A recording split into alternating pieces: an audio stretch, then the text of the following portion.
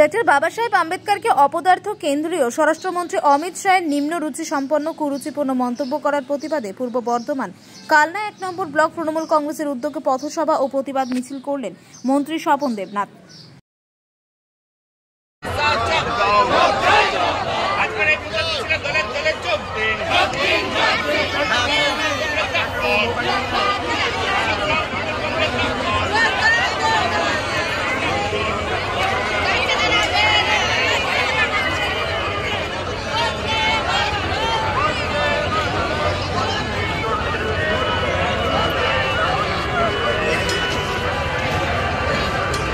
সম্প্রদায় আছেন, কেউ বাউরি সম্প্রদায় আছেন, কেউ আদিবাসী আছেন, কেউ তফসিল জাতিভুক্ত মানুষ আছেন।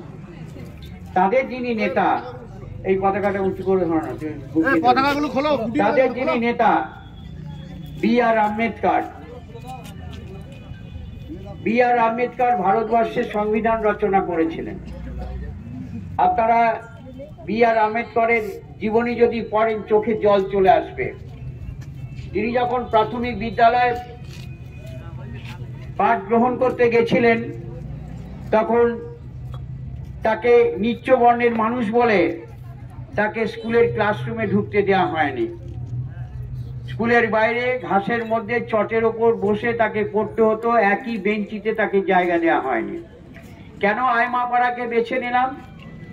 এই আইমাপাড়া একটি তফসিল জাতিভুক্ত এলাকা, বিশেষ করে পাকা রাস্তার দুধারে আমাদের বাউরি সম্প্রদায়ের মানুষ এখানে বাস করেন, বাগদি সম্প্রদায়ের মানুষ আছেন, আবার নিকটবর্তী জায়গাতে আদিবাসী সম্প্রদায়। বি.আর. আম্বেদকরের তৎকালীন যুগে তাকে পড়তে দেওয়া পর্যন্ত হয়নি, কিন্তু তিনি পড়েছিলেন, তাও স্কুলের বাইরে ঘাসের মধ্যে চট বিছিয়ে বাড়ি থেকে নিয়ে আসতেন, পড়তে দেওয়া হতো। পানীয় জলে জল খেতে দেওয়া হতো না।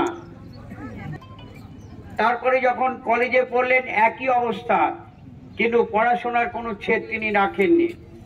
তিনি বিদেশে ওকালতি পড়তে গেছেন, ব্যারিস্টারি।